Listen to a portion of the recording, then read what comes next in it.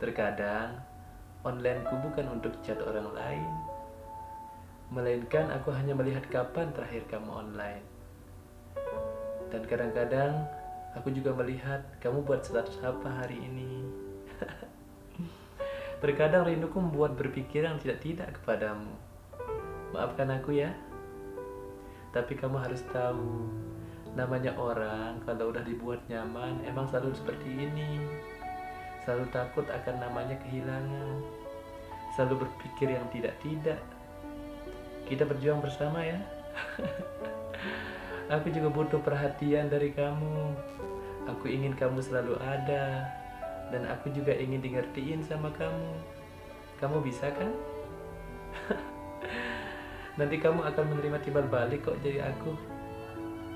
Berani bercinta, harus berani berjuang. Kita berjuang bersama-sama, jangan sendiri-sendiri, oke?